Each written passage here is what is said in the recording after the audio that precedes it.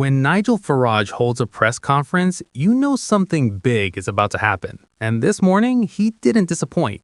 Reform UK just announced their candidate for Mayor of London, and it's a choice that's going to shake up the entire race. Laila Cunningham, former criminal prosecutor, Westminster councillor, British and Egyptian, practicing Muslim, and now Reform's candidate to take on Sadiq Khan. If you're thinking that sounds like a strategic masterstroke designed to completely disrupt the usual political narratives, you'd be right. Because Reform isn't just running anyone, they're running someone who breaks every stereotype about who Reform voters are and what Reform stands for. And Sadiq Khan, who's been London mayor since 2016 and is considering running for an unprecedented fourth term, should be absolutely terrified, because this race just got very interesting.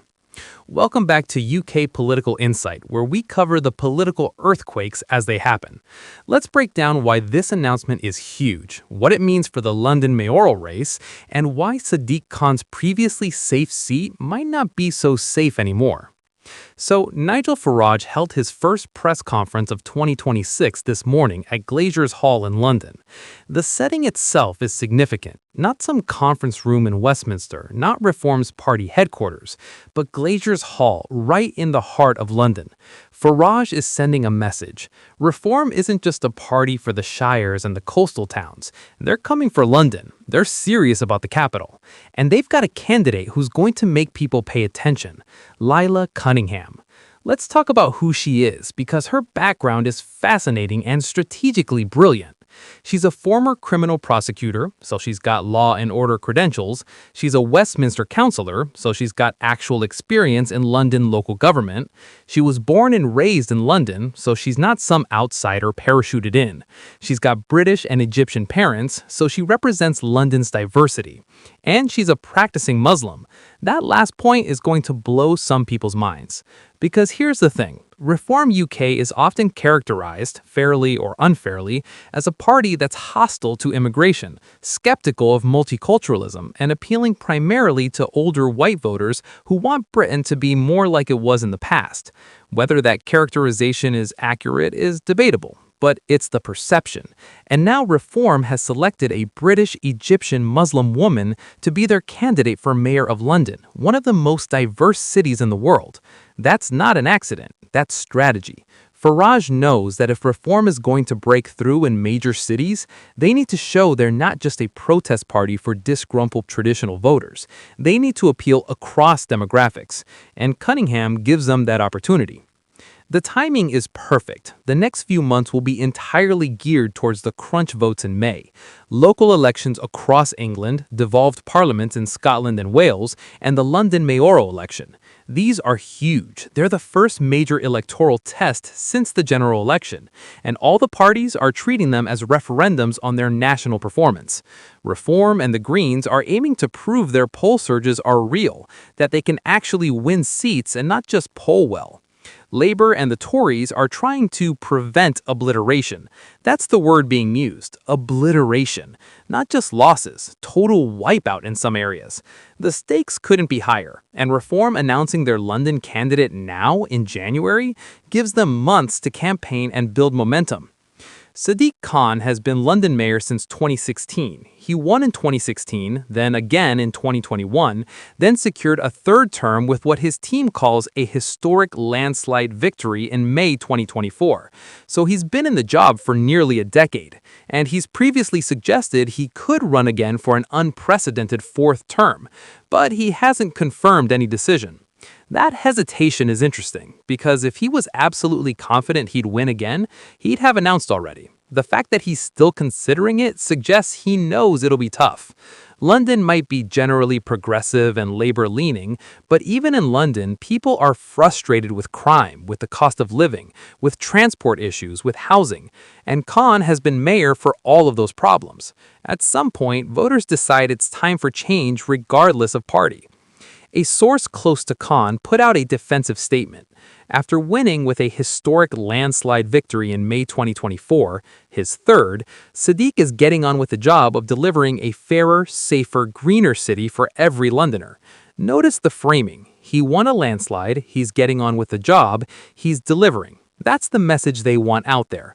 But then the source lists Khan's achievements. He's delivered 100 million free school meals for state primary school kids in the capital, helping families with the cost of living. The number of homicides in London are at a record low.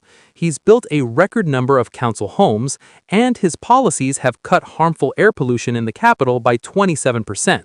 Those are the talking points, and they're going to be challenged. Let's take them one by one. Free school meals. That's good. Nobody's going to argue that feeding kids is bad, but it's also basic stuff. It's not transformational leadership, it's incremental policy. Homicides at a record low. That's significant if it's true and if it's attributable to Khan's policies rather than broader trends. But Londoners don't experience crime through statistics, they experience it through their own lives and their neighborhoods. And there's a widespread perception that London isn't as safe as it used to be. Whether that perception matches the statistics is almost irrelevant politically. If people feel less safe, they'll vote for change. Record number of council homes. Again, good. London desperately needs more affordable housing. But is the record number actually enough to meet demand? Are Londoners feeling like housing is more affordable and accessible? Probably not. So it's an achievement, but it doesn't solve the problem. Air pollution cut by 27%. This is the ULEZ expansion, the ultra-low emission zone, and this is controversial. Some people love it because it improves air quality, others hate it because it's a tax on drivers, especially poorer drivers with older cars who can't afford to upgrade. It's been massively divisive. So Khan's record is mixed. There are genuine achievements, but also significant problems that haven't been solved. Crime might be down statistically, but Londoners don't feel safer. Housing might be increasing, but it's still unaffordable for most. Transport is expensive and often unreliable. The cost of living in London is astronomical, and Khan has been in charge for a decade. At some point, you own the problems. You can't keep blaming your predecessors or claiming you need more time. You've had nearly 10 years. Either you fix the issues or you haven't, and on many issues, the perception is that Khan hasn't. Enter Laila Cunningham. As a former criminal prosecutor, she can credibly talk about law and order. She's seen the criminal justice system from the inside. She knows what works and what doesn't. She can criticize Khan's record on crime from a position of expertise. As a Westminster councillor, she can point to her own record in local government. She's not an outsider with no experience. She's been doing the job at a council level. As someone born and raised in London, she can speak authentically about the city's problems. She's not some politician who moved to London for their career. She's a Londoner. And as a British Egyptian Muslim woman, she completely disrupts the narrative about who reform appeals to. Imagine the campaign. Cunningham talking about making London safer based on her experience as a prosecutor, talking about making London more affordable, talking about improving transport, talking about giving Londoners more freedom and less bureaucracy. All the standard mayoral campaign stuff, but coming from a Muslim woman representing a party that's often accused of being anti-immigrant and anti-Muslim. It breaks people's brains, it forces them to reconsider their assumptions, and it potentially opens up reform to demographics that have never considered voting for them before. There are lots of British Muslims who are socially conservative, who care about law and order, who want lower taxes and less regulation, who are frustrated with Labour's performance, but they'd never vote for reform because of the perception that reform doesn't represent them. Cunningham changes that calculation. Now, will it work? That's the big question. London is a diverse, generally progressive city. Khan won comfortably in 2024. Reform UK didn't even come second in that race. They came a distant third or fourth. So Cunningham isn't starting from a strong position. But politics is volatile right now. Reform is surging nationally. Labour is collapsing. The dynamics are completely different from even a year ago. And in a mayoral race where it's first past the post, you don't need 50%. You just need more votes than anyone else. If the vote splits between Labour, Conservatives, Lib Dems, Greens, and Reform, Cunningham could win with 30 or 35%. It's unlikely, but it's not impossible. The real threat to Khan might not be that Cunningham wins, but that she takes enough votes from Khan to let someone else win. If Cunningham attracts Muslim voters who normally vote for Labour, and she attracts law and order voters, and she attracts people who are just tired of identity politics and just want competent leadership, she doesn't need to win a majority of any demographic. She just needs to take enough to make the race competitive. The press conference timing is also strategic. It's the same day as the first PMQs of the year, Starmer going head-to-head with Kemi following a tumultuous start to the year, entirely overshadowed by Trump's actions in Venezuela.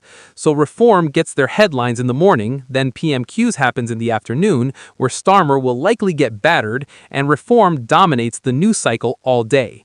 That's not luck, that's planning. Farage knows how to work the media cycle. He knows how to get attention, and launching his London campaign on the same day as PMQs ensures maximum coverage. The Venezuela backdrop is also relevant. Starmer has looked weak and undecisive on Trump's Venezuela action. He's refused to take a clear position, he's stammered through interviews, he's been mocked for being unable to stand up to Trump. And now at PMQs, Badenochi is going to hammer him on it. So Reform announces a bold, interesting candidate